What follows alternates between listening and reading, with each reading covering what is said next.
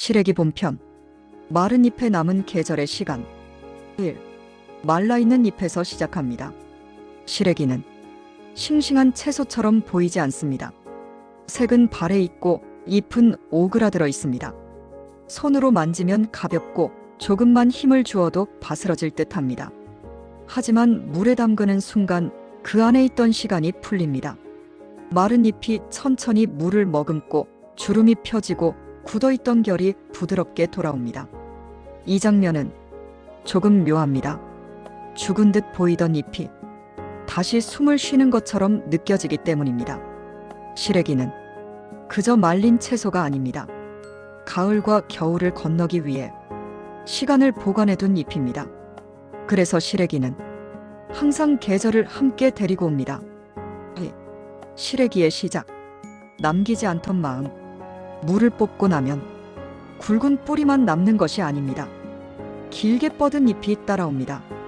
배추를 거두고 나면 속은 담그고 겉잎은 남습니다. 지금처럼 쉽게 버릴 수 있는 시대가 아니었을 때 사람들은 그 잎을 그냥 두지 않았습니다. 삶아서 햇볕에 널고 바람에 말렸습니다. 그 풍경은 집집마다 비슷했습니다. 마당 한쪽에 널린 잎들, 바람에 흔들리던 초록빛. 시래기는 어려움의 상징이기보다 생활의 방식이었습니다. 남김없이 쓰는 마음, 겨울을 준비하는 태도. 그래서 시래기에는 검소함이라는 말보다 살림이라는 말이 더 어울립니다. 3. 우리가 익숙한 시래기. 무청과 배추. 가장 널리 먹는 것은 무청 시래기입니다. 줄기가 굵고 섬유가 단단합니다. 그래서 오래 끓일수록 진가가 드러납니다. 된장국에 넣으면 국물의 깊이가 달라집니다. 멸치 육수와 만나면 짭짤함 뒤에 묵직한 여운이 남습니다. 배추 시래기는 조금 다릅니다. 잎이 넓고 조금 더 부드럽습니다. 찜이나 무침에 어울리고 들깨와 함께하면 고소함이 빨리 스며듭니다. 두 재료는 닮았지만 쓰임이 다릅니다. 무청은 국물의 중심에 서고 배추는 양념을 감싸 안습니다. 그래서 시래기라는 이름 안에는 사실 두 가지 결이 함께 들어 있습니다. 4. 다른 채소로도 가능할까요? 실제로 먹어온 시래기. 시래기는 꼭 무와 배추만 가능한 것은 아닙니다. 지역에 따라 얼갈이 배추를 말려 쓰기도 했고 열무를 말려 겨울국에 넣기도 했습니다. 갓잎을 말려 톡 쏘는 향을 더한 곳도 있습니다. 근대를 말려 된장국에 넣은 기록도 있습니다. 다만 공통점이 있습니다. 잎이 너무 얇으면 말린 뒤 쉽게 부서집니다. 섬유가 약하면 삶았을 때 풀어져 버립니다. 시래기로 쓰이려면 잎과 줄기에 어느 정도 힘이 있어야 합니다. 그래야 말렸다가 다시 불렸을 때 형태가 살아납니다. 그리고 또 하나, 시래기는 단순히 말린 잎이 아니라 삶은 뒤 말린 잎입니다. 한번 데쳐야 풋내가 빠지고 섬유가 안정됩니다. 이 과정이 빠지면 질기거나 떫은 맛이 남습니다. 그래서 시래기는 재료보다 과정이 중요합니다. 무엇을 말렸느냐보다 어떻게 말렸느냐가 더 중요합니다. 5. 말림과 영양. 시래기가 달라지는 순간 시래기를 말린다는 것은 단순히 보관을 위한 과정이 아닙니다. 잎 속의 수분이 빠지면서 맛의 결이 바뀝니다. 신선한 잎은 부드럽고 풋내가 있습니다. 하지만 말린 뒤에는 향이 차분해지고 맛이 응축됩니다. 물기가 빠지면 섬유는 더 또렷해집니다. 그래서 시래기는 씹는 시간이 길어집니다. 이 씹는 시간이 소화를 돕고 포만감을 오래 남깁니다. 말리는 동안 영양도 조금 달라집니다. 비타민처럼 열과 햇볕에 약한 성분은 일부 줄어들 수 있습니다.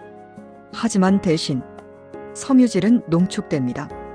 칼슘과 철분 같은 무기질은 상대적으로 밀도가 높아집니다. 그래서 시래기는 많이 먹는 채소라기보다 조금으로도 존재감이 있는 채소에 가깝습니다. 또 하나 중요한 점이 있습니다.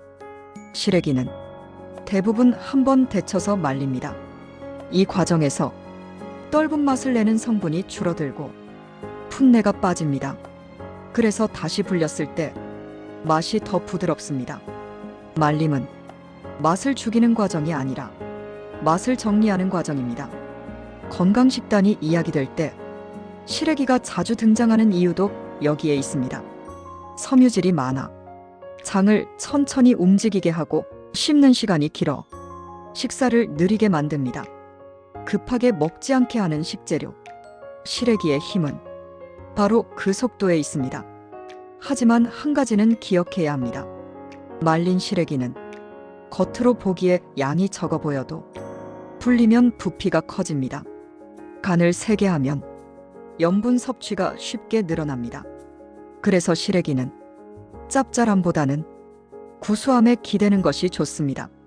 된장, 들깨, 멸치 육수. 이 조합이 시래기의 결을 가장 안정적으로 살려줍니다. 시래기는 계절을 말린 채소입니다. 수분은 줄었지만 시간은 더해졌습니다.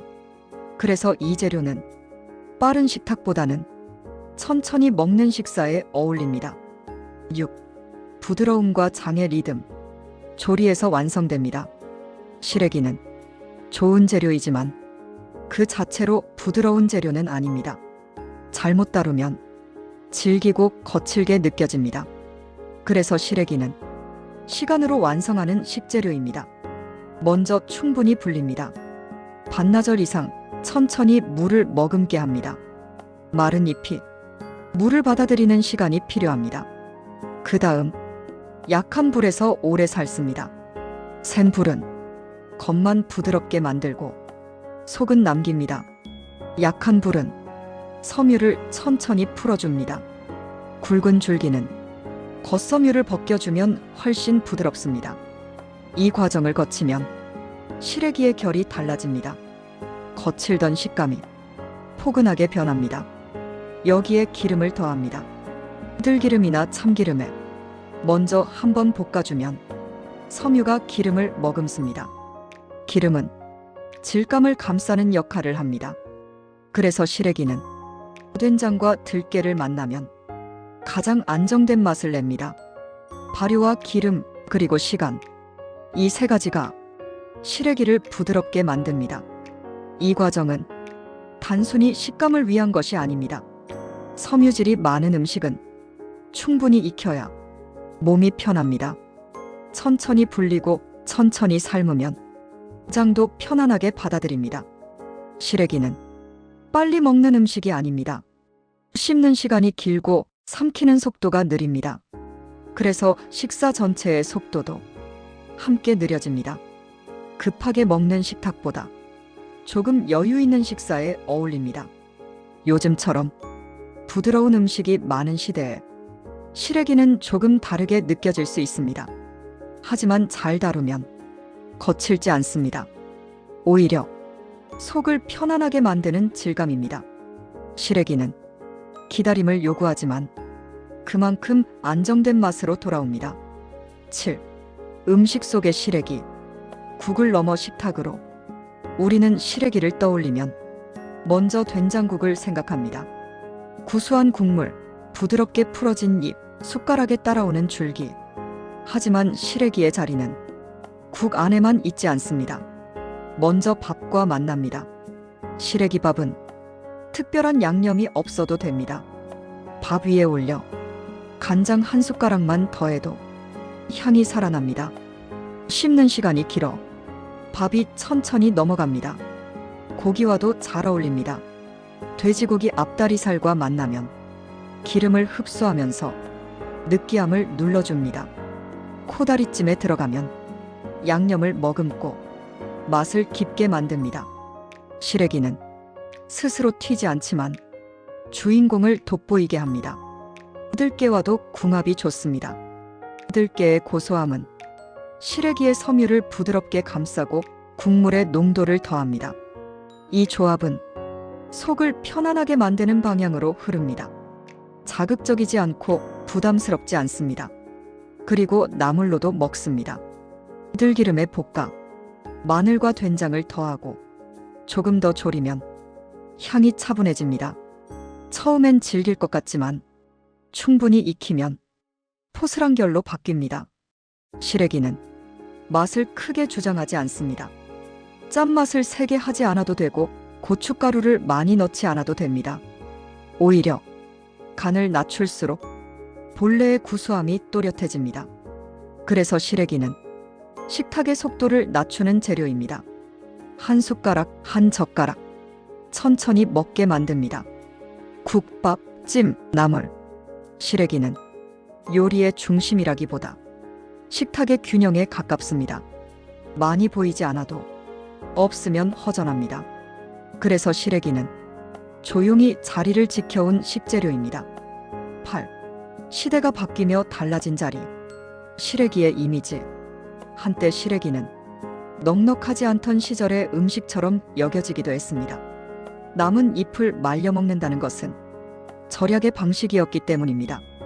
그래서 어떤 기억 속에서는 시래기가 소박함을 넘어 조금은 궁핍함과 연결되기도 했습니다.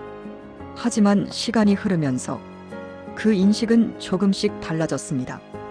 요즘 시장에 가보면 손질된 시래기가 따로 판매됩니다. 로컬 푸드 매장에서는 산지에서 직접 말린 무청이 하나의 상품이 되어 진열됩니다. 예전에는 나뭇잎이었지만 지금은 찾아서 사는 재료가 되었습니다. 이 변화에는 식습관의 흐름도 함께 있습니다. 부드럽고 빠른 음식이 많아진 시대에 천천히 씹어야 하는 음식이 다시 주목받기 시작했습니다. 섬유질, 자연식 발효 음식, 이런 말들과 함께 시래기가 다시 언급됩니다. 또 하나의 변화는 외식 문화입니다. 시래기 국밥, 시래기 해장국, 시래기 전문점. 이제 시래기는 집안의 음식이 아니라 밖에서도 만나는 음식이 되었습니다. 예전 부엌에서 시작된 재료가 식당의 간판이 된 것입니다. 그렇다고 해서 시래기가 화려해진 것은 아닙니다. 여전히 색은 수수하고 맛은 조용합니다. 하지만 이제는 남아서 먹는 음식이 아니라 찾아 먹는 음식이 되었습니다. 이 변화는 우리의 식탁이 달라졌다는 뜻이기도 합니다. 버리던 것을 다시 돌아보고 시간이 필요한 음식을 다시 올려놓는 일. 시래기는 그 흐름의 한가운데에 있습니다. 시대가 달라져도 시래기의 본질은 변하지 않았습니다. 말리고 불리고 기다리는 음식. 그래서 시래기는 빠르게 소비되는 재료가 아니라 천천히 이어지는 재료에 가깝습니다. 9. 조심해야 할 점. 시래기는 정성을 요구합니다. 시래기는 좋은 재료이지만 아무렇게나 다루면 제맛을 내지 못합니다. 먼저 충분히 불리지 않으면 질깁니다. 겉은 부드러워 보여도 속이 거칠게 남습니다. 삶는 시간이 짧으면 씹을 때 결이 따로 놀 수 있습니다.